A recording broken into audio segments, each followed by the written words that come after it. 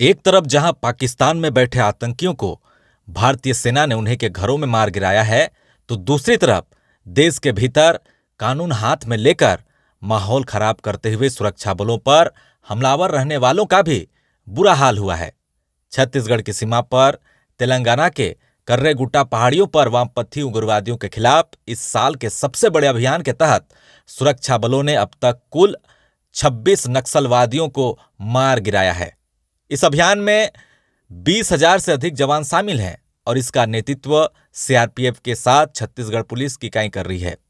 21 अप्रैल को तेलंगाना की सीमा पार छत्तीसगढ़ के बीजापुर जिले से शुरू किए गए इस अभियान को 18 दिन पूरे हो चुके हैं। इस अभियान के तहत अब तक 4 महिलाओं सहित 26 नक्सली को मारा जा चुका है।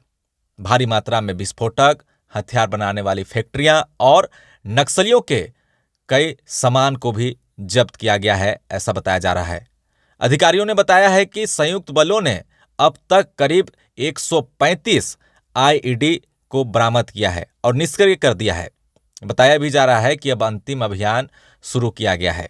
अधिकारियों ने बताया कि पीएलजीए बटालियन नंबर 1 के शीर्ष कमांडर हिडमा और देवा जैसे अन्य वरिष्ठ कैडरों पर नजर रखने के लिए करीब 4 हेलीकॉप्टर, 20 बड़े और छोटे मानव रहित वाहन विमान, यूएवीएस वाले 2 ड्रोन स्क्वाड्रन एनटीआरओ द्वारा उपलब्ध कराए गए और मैप और सैटेलाइट की मदद भी माओवादियों के खात्मे के लिए ली जा रही है।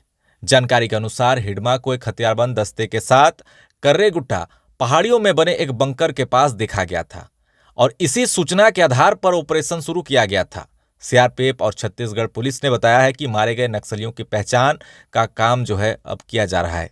ऑपरेशन में पहाड़ी के ऊपर पर एक जगह था जहां पर हथियार बनाने की फैक्ट्री भी मिली है, जहां नक्सली अपने हथियार बनाने का काम कर रहे थे।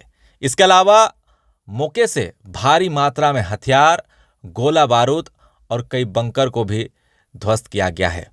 लेकिन आप देखिए एक वीडियो जो वायरल हो रही है, जिसमें माओवादियों को ड्रोन से निगरानी रखा गया था और उसके बाद ही उस इलाके में एक बड़ा सर्च ऑपरेशन चलाकर, एक बड़ा नक्सल ऑपरेशन चलाकर उन नक्सलियों को ढेर कर दिया गया है।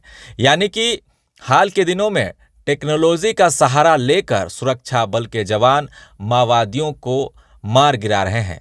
देखिए जंगल में किस तरह से माओवादी एक लाइन में होकर जंगल में प्रवेश कर रहे थे, लेकिन ड्रोन से उन पर निगरानी रखी जा रही थी और माओवादियों की चारों तरफ से घेराबंदी की गई। उसके बाद एक बार फिर से देखिए 26 की संख्या बताई जा रही है, लेकिन फिलहाल अभी आधिकारिक रूप से कौन कौन माओवादी हैं इसकी पुष्टि नहीं हो पाई है। लेकिन कहा यह भी जा रहा है कि बड़े इनामी माओवादी इस मुठभेड़ में ढेर किए गए हैं।